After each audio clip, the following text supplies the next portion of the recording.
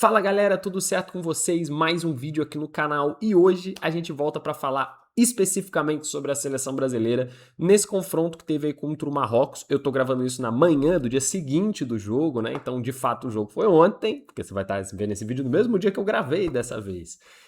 E temos muito a falar sobre a seleção brasileira, sobre o Marrocos também, por que não? E muito do que a gente pode esperar para o futuro dessa seleção na Copa do Mundo, né? O Brasil ainda tem 2 jogos, contra o Haiti e contra a Escócia, jogos que são, é bem verdade, mais fáceis do que esse jogo contra o Marrocos foi, a expectativa sempre foi essa mesmo, mas o Brasil ele passou muitos recados, alguns positivos e alguns negativos. E é muito importante que, principalmente, não eu, né? Não você, mas o Ancelotti, ele observe isso e os jogadores também, né? E consigam corrigir os principais pontos aí de carência que rolaram nesse jogo contra o Marrocos. Então, sem mais delongas, vamos aí ao jogo entre Brasil e Marrocos, a minha análise, né, do que aconteceu e também a minha sensação sobre alguns aspectos dessa partida, né? Bom, começando o jogo, o Brasil começou muito mal, né? Eu vou tentar fazer uma linha do tempo do jogo, mas também vou ficar interpolando vários momentos aí, outras coisas, mas o Brasil começou o jogo muito mal, né? Muito mal. Sofreu uma pressão bizonha, assim, do Marrocos nos primeiros 15, 20 minutos, só que mais até do que os jogadores marroquinos acertando as coisas que tentavam fazer, o que de fato eles estavam muito bem, né? Uma jornada muito boa do Marrocos no dia de ontem. O Brasil, especificamente, estava errando tudo o que se propunha a fazer. E principalmente no meio de campo. Eu vou entrar nisso mais no detalhe, mais na frente do vídeo, sobre o meio de campo do Brasil, que para mim foi o principal problema, mas no início de jogo não eram só eles não, né? Todo o time tava esquisito. Parece que tinha muito nervosismo da estreia da Copa e tinha muito nervosismo do peso que a camisa do Brasil tá carregando e cada vez tá carregando mais. E isso tá se tornando uma bola de neve que tá ficando difícil de sair, né? E o que que eu quero dizer com isso? O Brasil, ele há muito tempo, ele não consegue chegar longe na Copa do Mundo. Por chegar longe, eu digo bater semifinal, final, de fato passar a sensação de que está competindo pelo título naquela Copa, né? E isso vem depois de uma época muito vitoriosa do Brasil. O Brasil é penta, né? O único pentacampeão do mundo, mas não só isso, né? Depois daquela era do Pelé e tudo mais, a gente teve também ali perto dos anos 2000, nos anos 90, anos 2000, um período de sucesso da seleção, né? O Brasil ganhou 2 títulos mundiais ali entre 1990 e 2006, né? Em 2002 mais especificamente, mas o Brasil ele ganhou 2 títulos. Então teve toda uma geração que viu ali de 4, 5 Copas o Brasil ganhar 2. E isso é uma porcentagem completamente surreal, né? Isso não é comum. E desde então, desde aquela Copa do Mundo, existe uma sequência de fracassos e fracassos fortes, alguns muito retumbantes, que fazem com que o peso na camisa da seleção fique cada vez maior. Então, se a gente volta, né, vamos voltar no tempo, depois do Penta, a gente teve 2006, em que a gente tinha supostamente uma seleção estrelada, histórica, né, com um monte de nome poderoso. Você tinha Ronaldo, você tinha Ronaldinho, você tinha Adriano, você tinha, enfim, o Kaká, você tinha um monte de coisa, o famoso quadrado mágico, etc. Dentre vários outros, né? Dentre Júlio César, enfim, muito jogador bom, muito jogador que seria o auge, né, da sua posição, e o Brasil falhou naquela Copa do Mundo. O Brasil falhou em 2006. Aí depois, em 2010, na África do Sul, o Brasil estava meio numa ressaca ainda, tentando entender o que estava acontecendo. Não fez uma Copa tão ruim, mas de novo, acabou sendo eliminado, né, para a Holanda e ficou por isso mesmo. Na sequência, 2014, que é a Copa no Brasil. A Copa no Brasil. E o Brasil vinha com uma seleção que parecia que podia dar certo. Ainda mais por estar jogando em casa. E durante a Copa, mesmo com percalços, foi muito bem. Até o 7-1. Até o fatídico 7-1. E aí no 7-1 tudo veio abaixo. Porque, beleza, o Brasil pegou uma semifinal. O Brasil parecia poder vencer aquela Copa sim. Mas o cataclisma que foi o 7-1 fez com que, obviamente, isso caísse por terra e se somasse ainda mais nos problemas da seleção brasileira que já vinham de anos anteriores, né? Na sequência de 2014, a gente teve 2018, né? Que foi a Copa do Mundo lá da Rússia, que o Brasil de novo chega desacreditado porque passou por um trauma 4 anos antes.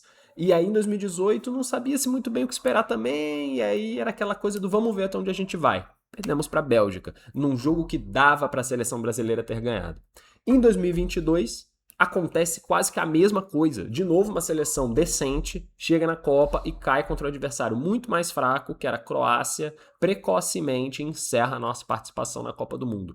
Então, cara, já tem aí mais de 20 anos que o Brasil tem participações que ou cai precocemente de uma forma melancólica ou cai de forma traumática.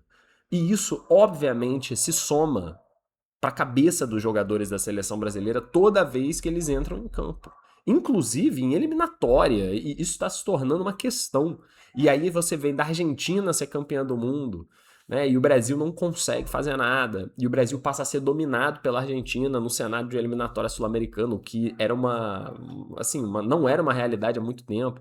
Então você vê que a seleção tá meio que degringolando e de alguma forma tá tentando se segurar. Só que tudo bem, faz parte, existem períodos, né? Existem períodos positivos e períodos negativos para tudo na vida, inclusive para a seleção. E a seleção brasileira também. Ser o melhor, ser o maior campeão, não significa que você é sempre o melhor. E não significa que você será para sempre o maior campeão. Porque não é fácil, não é simples fazer o que o Brasil fez, inclusive para o próprio Brasil tentar repetir. Né? Ser campeão tantas vezes assim não é fácil. Você vê a Itália. A Itália também tem 4 títulos mundiais e não vai para uma Copa do Mundo já tem quase 20 anos. Então, tipo, não é fácil. E o Brasil, ele tá tentando passar por esse período turbulento da melhor forma possível. Dito isso, dá pra perceber que os jogadores entram em campo com muita pressão, muita pressão. É muita pressão pós-jogo, pré-jogo. Existe um clima de que o Brasil precisa dar show, o Brasil precisa encantar, como já encantou um dia. E, por exemplo, né, para essa partida contra o Marrocos entra em campo com uma mentalidade completamente diferente. O Marrocos entra em campo não com pressão sobre resultado, ele entra em campo sabendo que é a melhor geração marroquina, provavelmente de todos os tempos, que vem de uma Copa do Mundo excelente, que pegou semifinal, terceiro lugar, e aí depois, agora, já tá com uma seleção talvez melhor do que a do ano passado, esperando talvez até mais do que isso, e a Copa do Mundo ano que vem também será jogada. Ano que vem não, né? A próxima Copa do Mundo também será jogada no Marrocos. Então, o planejamento da seleção marroquina é para chegar na próxima Copa querendo ganhar. A verdade é essa. Esse é o planejamento do Marrocos, está fazendo direitinho. Então, eles jogam contra o Brasil como underdog. E você percebe em campo muito jogador jovem. Se eu não me engano, a seleção do Marrocos é a segunda seleção mais jovem da Copa do Mundo. Né? E mesmo com um trabalho que foi interrompido há alguns meses, porque tiraram técnico, tem uns rolos também na seleção do Marrocos, né? Nada perfeito. Eles chegam leves para jogar futebol.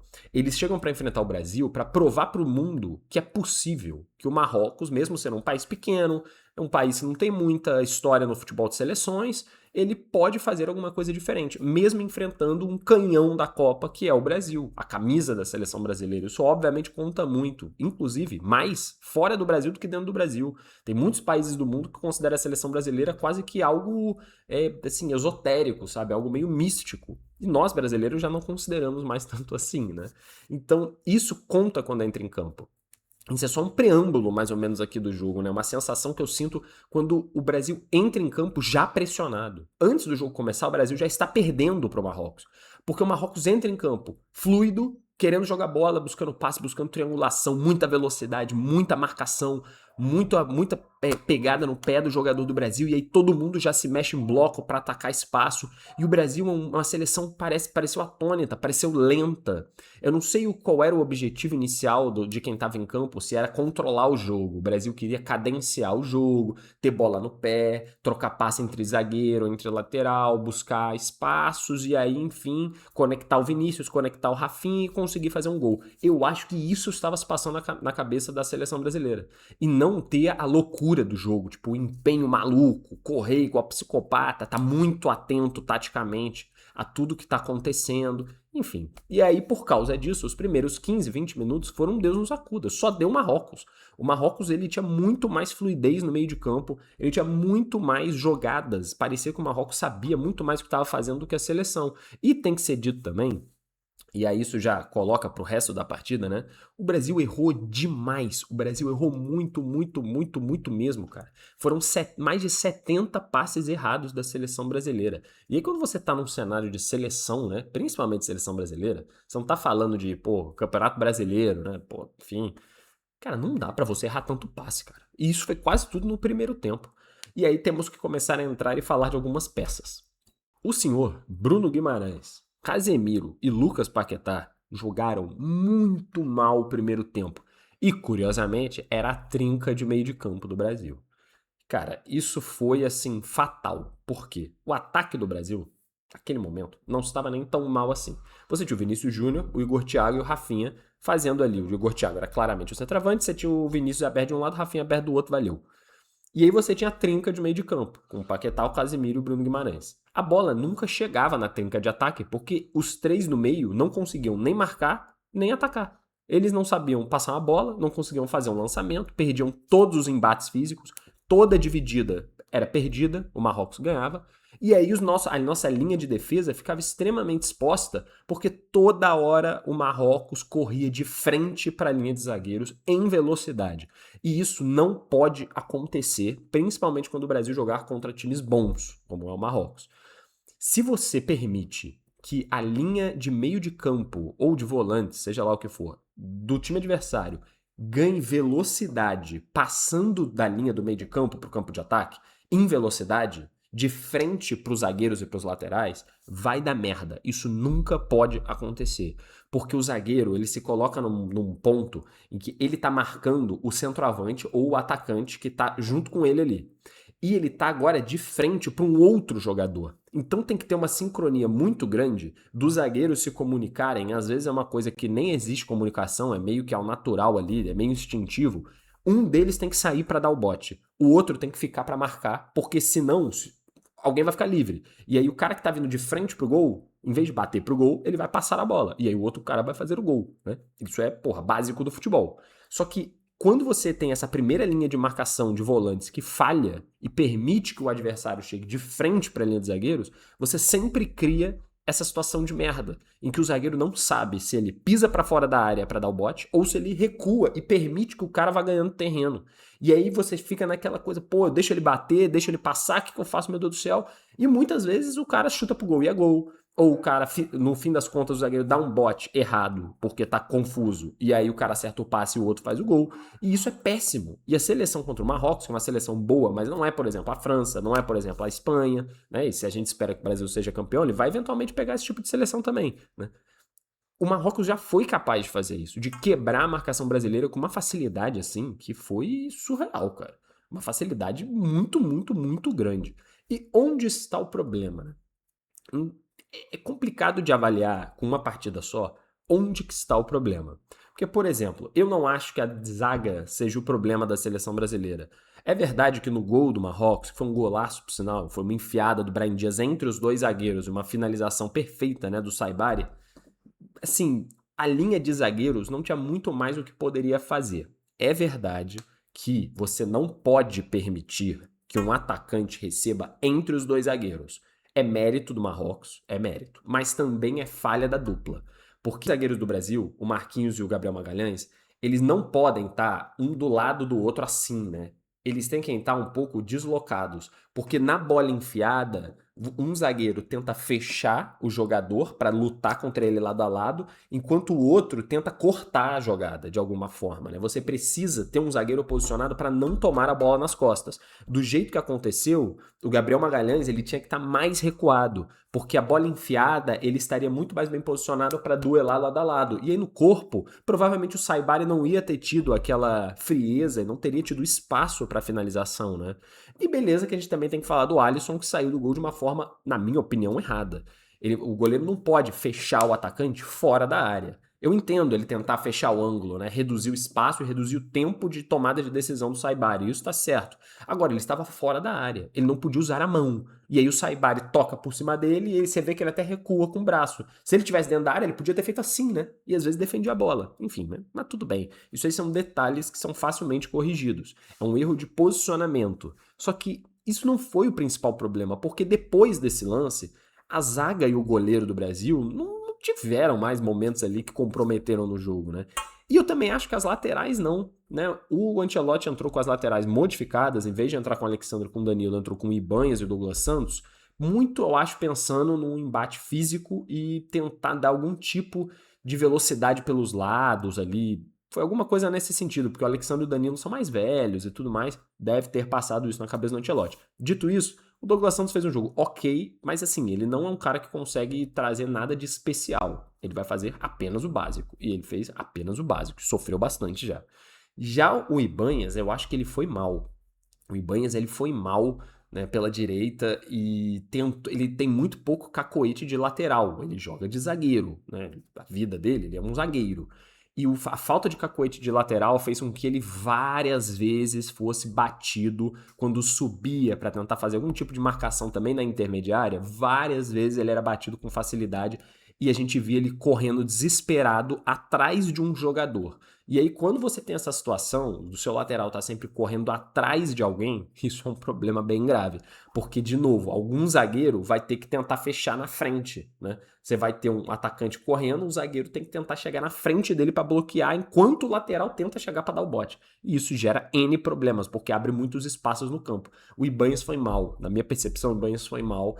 E o Danilo, quando entrou no lugar dele no segundo tempo, trouxe muito mais tranquilidade. Talvez porque o Marrocos estivesse mais cansado? Talvez, é verdade. Porém, o Danilo tem muito mais cacoete de lateral direito. Ele jogou a vida inteira dele de lateral direito, só agora tá jogando de zagueiro no Flamengo porque tá mais velho de fato. E talvez ele não aguente 90 minutos, mas deu para perceber que ele é uma pedida muito melhor do que o Ibanhas para fazer a lateral direita se for necessário. Principalmente contra times contra a Escócia, assim, que vão ser os próximos adversários do Brasil, a Haiti, a Escócia. Eu acho que o Danilo daria muito mais solidez para esse lado defensivo, inclusive de posicionamento. Eu não estou falando de velocidade, de capacidade física, estou falando de posicionamento. Eu acho que o Danilo ele consegue entregar muito mais e também tranquilizar quem está em volta dele. Mas dito isso, fez uma análise aí do campo defensivo, né? O grande problema da seleção brasileira é o meio de campo. É o meio de campo. E por que eu digo isso? Porque o Bruno Guimarães, o Casemiro e o Paquetá, eles jogaram, assim, basicamente o Paquetá jogava um pouco mais avançado, na teoria, e aí o Casemiro e o Bruno Guimarães fazem a famosa volância, né? Mas não deu certo. E é difícil avaliar também o porquê que não deu certo, mas em vários momentos do jogo você via buracos no campo, espaços abertos assim de forma colossal. E o Casemiro, principalmente, também igual o Ibanhas, correndo atrás de jogador. Várias vezes durante o jogo eu percebi o Casemiro, sabe quando a bola passa do atleta e aí ele dá aquele caralho, aí ele tenta dar aquele pique maluco, só que ele já tá, 5 metros atrás do adversário e nunca vai chegar? Esse foi o Casemiro no jogo de ontem. O Casemiro é um jogador bem experiente, é bem verdade. Ele tem muita rodagem na Europa e na seleção, é um líder da seleção, só que ele já tem uma certa idade e deu para perceber que fisicamente ele não consegue acompanhar mais os principais jogadores do mundo. Não consegue, não consegue. Ele ficou muito exposto, muita coisa mesmo, contra um time do Marrocos que é jovem e rápido.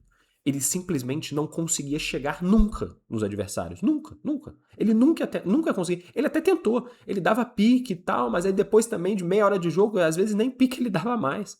E, cara, quando você tem um volante que tem que ser pegador, o Casemiro ele não pode jogar. A minha percepção da partida de ontem é que o Casemiro não pode mais entrar em campo. Ele não pode jogar. Beleza, contra o Haiti, contra a Escócia, são times muito fracos, ok, pode jogar, mas quando você tiver enfrentamentos um pouco melhores, o Casemiro é reserva, pô. O Fabinho, que veio para ser, de fato, reserva do Casemiro, entrou no segundo tempo 10 vezes melhor do que o Casemiro, com muito mais capacidade física, de corrida, de combate, de posicionamento. O Brasil, depois da entrada dele e do Danilo, ficou muito mais estável na defesa. O que é impressionante, porque eram para ser jogadores que a gente acha que, não tem esse nível. E foram muito melhores do que os caras que estavam lá antes, né? Para mim, assim, é muito ruim a partida do Casemiro, muito ruim. E é um ponto que eu acho que tem pouco o que melhorar. O Casemiro não tem como melhorar esse aspecto mais, sabe? Ele é o que ele é. O que pode acontecer é rolar uma mudança de posicionamento, tentar colocar o Casemiro como um cabeça de área defensivo, né? Aquele volante que realmente joga quase como um terceiro zagueiro. Só que aí dessa forma o Brasil vai recuar, porque ele vai jogar praticamente com uma linha de 5, se tiver o Casemiro. Esse é o meu ver, tá? É que seria o melhor. Porque faria com que ele tivesse que correr menos. Ele tem que dar menos estirões. Ele joga de uma forma mais estática. E aí talvez você consiga tirar o melhor do Casemiro, que é mais técnica no passe, enfim, um combate físico de bola aérea, algo do tipo, né? E porque isso abriu um rombo no meio de campo do Brasil. E aí o Bruno Guimarães, ele tinha que tentar compensar de alguma forma e ele não conseguia atacar, porque o Brasil saía jogando extremamente pressionado pela pressão alta do Marrocos, que deu muito certo, principalmente no primeiro tempo, e aí o Casemiro e o Bruno Guimarães tinham que pisar muito para trás. Só que como o Casemiro não dá chance de, tipo, fazer uma jogadinha, por exemplo, o Bruno Guimarães recebe a bola e o Casemiro dá um sprint para frente, e aí o Bruno Guimarães lança o Casemiro no espaço, como ele não consegue fazer isso, quando o Bruno Guimarães recebia a bola, ele não tinha o que fazer, porque ele tinha que passar pro Casemiro e ainda sair correndo para receber a bola na frente. Isso cansa muito, cara. E aí o jogador também fica confuso, porque ele não sabe se ele precisa marcar, porque, assim, os caras em campo percebem os problemas. E aí ele não sabe se ele precisa ficar para marcar ou se ele precisa subir para atacar. E aí o Paquetá também percebeu isso, porque se o Bruno Guimarães estava tendo que pisar mais para trás, o Paquetá também teve que cobrir o Bruno Guimarães. E aí dessa forma criou-se um vácuo no campo, um vácuo assim, tipo, dava para perceber, tinha uma faixa do campo, ou às vezes eram buracos gigantes, que não tinha ninguém, porque parecia que os 3 jogadores do meio de campo não eram 3, eram 2, era 1, porque todos precisavam estar no mesmo lugar para que as coisas funcionassem, pelas deficiências que estavam acontecendo ali, pelo talvez um posicionamento também um pouco equivocado. E aí o trio de ataque ficava tão sozinho, tão isolado, que não conseguia fazer nada, cara, não conseguia fazer nada. O Rafinha, ele tem que ser dito, tá? Ele correu igual um desgraçado o jogo inteiro. Ele realmente não foi bem na parte ofensiva. Finalização, achar jogadas de ataque, mas, cara, o que ele teve que se dedicar de correr igual um desesperado atrás de zagueiro do Marrocos, atrás de lateral do Marrocos, atrás de volante do Marrocos, pra tentar fazer pressão em goleiro. Cara, dava pra perceber, cara, ele se dedicou de uma forma insana. Só que ele tava sozinho, porque o trio de meio de campo tava com medo de pressionar. E aí o Rafinha pressionava sozinho, o Igor Thiago tentou pressionar bastante também, eu tô falando mais da parte defensiva agora, né? E o Vinícius Júnior não defende, o Vinícius Júnior não pressiona, ele não tem muito esse cacoete, e eu acho que nem tem a pretensão de ajudar a marcar. Só que aí, beleza, se o Vini não marca, mas o resto tá bem, foda-se. Agora, se o Vini não marca e os 3 de meio de campo também não estão conseguindo, aí fudeu, né? Porque a gente tem 4 caras a menos pra marcar e tem um monte de espaço em campo. Todo mundo faz o que quer. E isso foi o problema, principalmente do primeiro tempo. E aí tem que se entrar no mérito aqui também, falando um pouquinho do ataque. Né? Bom, o meio de campo foi nulo para ajudar o ataque, nulo, nulo, de qualquer forma. Até porque eu acho que os problemas de defesa do meio de campo fizeram com que eles não pudessem ajudar a atacar, porque estavam desesperadamente tentando consertar o que estava acontecendo lá atrás. E os 3 da frente, cara, só o Vinícius Júnior de fato fez alguma coisa, né? O Rafinha, ele ofensivamente também foi muito abaixo, talvez por estar se dedicando tanto para marcar e para corrigir outros problemas, ele não conseguiu atacar tanto espaço como ele normalmente faz no ataque. Mas ele foi mal na partida. O Igor Thiago, ele também foi bem mal na partida, bem mal. Porque o que se espera do Igor Thiago quando ele tá no ataque da seleção brasileira? Fazer pivô, fazer ali a parede, né? Porque ele é um cara muito grande, muito forte. E ele não fez isso nunca. Ele não conseguiu fazer o pivô, fazer a parede, achar um passezinho, achar um toque de lado, né? Como um pivô normalmente faz. Ele não conseguiu fazer isso virtualmente nunca. Ele foi inútil para a seleção brasileira. Né? E aí ele ainda teve uma chance, ele teve 2, né? Uma que ele, a bola muito rápida, a cobrança de lateral e a TV quase perde, que ele finaliza e o goleiro defende, mas até aí beleza, ele tentou, finalizou, valeu. E aí a outra que é uma cabeçada que ele tá sozinho dentro da área, da pequena área, e era só fazer o movimento correto de cabeçada que seria gol. E ele furou a bola. E aí não dá. Não dá pro seu centroavante furar uma bola sozinho na pequena área. Isso não pode acontecer. Isso não pode acontecer.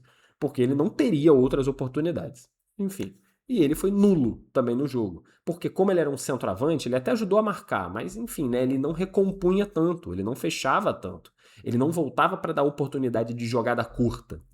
Isso também foi um problema, né? E o Vinícius, ele mesmo não marcando, ele era a grande esperança do Brasil, né? Era bola no Vinícius e foda-se. O Brasil basicamente ontem jogou assim. Principalmente no primeiro tempo, também a parte de segunda. Era bola no Vinícius e seja o que Deus quiser. Espero que ele consiga driblar 8 adversários e fazer o gol. E aí teve um lance que ele de fato conseguiu. Que ele pega, dribla o cara, devolve a bola, recebe no fundo, dribla de novo mesmo o cara, corta 1, 2, finaliza e é um golaço. Só que se ele não conseguir fazer isso, o Brasil não vai fazer gol. Tipo assim, ontem o cenário foi esse. Se o Vinícius não tirar da cartola um gol, um golaço, fudeu. O Brasil não vai conseguir fazer gol nenhum. E isso não pode ser assim. Se o Brasil não tiver oportunidades de gol, não tiver variância, né, ali nas possibilidades de gol, fudeu, cara. Fudeu. Porque o Marrocos é bom, tá? Mas ele não é top 5, não. Ele é bom, mas não é top 5. Imagina quando pegar a seleção melhor. E não é como se o Marrocos marcasse, tipo assim, bloco baixo, né, park the bus, como, por exemplo, a Escócia vai fazer certamente contra o Brasil. É park the bus, é 11 dentro da própria área, e aí você fala, pô, realmente não tem espaço, muita defesa. Não, cara, o Marrocos dava espaço, porque o Marrocos atacava com 5, 6 caras.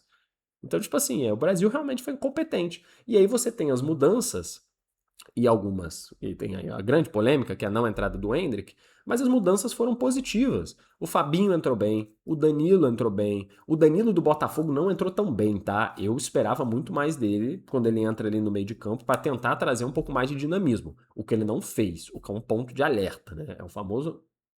E o Luiz Henrique também. O Luiz Henrique entrou ali para tentar ajudar de alguma forma no ataque e também não conseguiu fazer muita coisa, não. Então também é um ponto de alerta. Esses jogadores do ataque não conseguiram performar muito positivamente. O Matheus Cunha, eu acho que entrou bem. O Matheus Cunha entrou e deu um dinamismo maior para o time. No lugar do Igor Thiago, você tem um jogador, um camisa 9, que não é um camisa 9, mas que volta mais para ajudar em triangulação, em jogada de passe, bola, linha de fundo, recebe na entrada da área para bater aquelas bolas, por exemplo, o Rafinha e o Vinícius vão até a linha de fundo e cruzam para dentro, para um jogador que está mais perto da meia-lua finalizar de frente para o gol. Isso é um pouco a função do Matheus Cunha. Eu gostei. Acho que funcionou muito melhor do que com um centroavante de ofício, como seria o Igor Thiago. Agora, por que o Endrick não entrou? Eu não sei, cara. Eu acho que ele não entrou porque ele optou pelo Igor Thiago. E não dá pra ele tirar o Igor Thiago por o Endrick, não por o Matheus Cunha. Só que o Igor Thiago não fez uma boa partida. Na minha opinião, no próximo jogo, ele vai fazer algumas mudanças táticas. O Vinícius e o Rafinha vão ser mantidos, só que no lugar do Igor Thiago vai estar o Matheus Cunha. Eu ficaria muito surpreso se não tivesse, para tentar dar mais dinamismo para esse ataque do Brasil. E ele vai ter que mexer no meio de campo, cara. É difícil tirar o Casemiro, eu sei, pela figura do Casemiro, líder de vestiário, não sei o quê, mas o Fabinho tem que ser titular, cara. Tipo assim, o campo mostrou que hoje o Fabinho é titular da seleção brasileira. Mantenha-se o Bruno Guimarães e eu acho que ele também manteria o Paquetá. Ele manteria Paquetá, Bruno Guimarães e colocaria o Fabinho mais como esse cão de guarda, digamos assim, e soltaria o time para ver o que acontece. Eu acho que as mudanças são essas, é Fabinho e Matheus Cunha. E aí na defesa, eu não sei se precisa mudar. Talvez ele troque o Douglas Santos pelo Alexandro, talvez ele troque o Ibanhas pelo Danilo, talvez sim, mas eu acho que isso não vai fazer muita diferença contra o Haiti e contra a Escócia, sendo sincero. E ele tem que pôr, minha opinião, tá? Nessa segunda partida contra o Haiti, em algum momento do jogo, cara, ele tem que soltar os moleques, ele tem que pôr o Ryan, ele tem que pôr o Endrick, ele tem que pôr a galera assim pra tentar dar um dinamismo e ver se esses garotos estão prontos. Porque, por exemplo, se contra o Haiti, a gente começa lá, pô, 1-0 Brasil, 2-0 Brasil. Cara, no segundo tempo, tira uns caras mais importantes pra não cansar a rapaziada, né? Cara, põe Endrick, Ryan, pô, Luiz Henrique, Danilo, põe uma rapaziada pra ver como vai. Cara, vai que jogam pra caralho. Aí você já olha assim, opa, talvez esses moleques estejam prontos pra resolver, sabe? Eu acho que isso é necessário, tem que acontecer, porque essa primeira partida foi um Brasil modorrento, um Brasil que me lembrou o Brasil de 2022, que me lembrou o Brasil de 2018, seleções que na teoria eram muito boas, mas na prática, na hora do vamos ver, ficavam, sei lá, sabe, amarelavam. O Brasil amarelou nas últimas duas Copas. E a gente tá vendo o mesmo cenário, jogadores experientes amarelando de novo, cara. E aí você fica, pô, às vezes é melhor pôr o garoto. Eu não entendo o medo de pôr os garotos, porque no Marrocos, por exemplo, teve um jogador lá, aquele cabeludo, cara, do meio de campo, que eu esqueci o nome dele agora, que ele tem 18 anos, cara. Ele destruiu o meio de campo do Brasil, cara. O moleque de 18 anos fez o Casemiro e o Bruno Guimarães de otário, pô. De otário, de trouxa. Aí você fala, ah, não, mas a experiência... É, pois é, olha a sua experiência aí. Não, é foda. Copa do Mundo, ela, ao mesmo tempo que permite que você faça mudanças e mude completamente o rumo da sua competição depois de 1, 2 jogos, como foi a Argentina, por exemplo, na Copa passada, que perdeu para a Arábia Saudita o primeiro jogo e ele fez 5, 6 mudanças no time titular e virou uma máquina e foi campeão. Ela também, de certa forma, te pune muito. Porque se o Ancelotti for cabeça dura, cara, e aí mantiver um time mais ou menos contra Haiti e Escócia, pelo nível de Haiti e Escócia, o Brasil pode até se classificar. Só que aí, cara, nas 16ª de finais, né? Vai pegar um time bom, vai pegar um Japão, vai pegar uma Holanda, vai pegar alguma coisa estranha e vai perder, tá? Assim como mereceu perder para o Marrocos e não perdeu porque o futebol é foda. O futebol é foda. E o Marrocos também parou de jogar no segundo tempo. Mas é complicado, a gente não pode ficar suscetível a isso, sabe? O Brasil ele tem que estar um pouco mais preparado para confrontos de grande qualidade que certamente terão mais para frente. Então é isso. Um vídeo um pouco mais longo aí, fazendo uma análise, um pouco também, assim, um pouco do que eu penso, né, sobre o jogo do Brasil.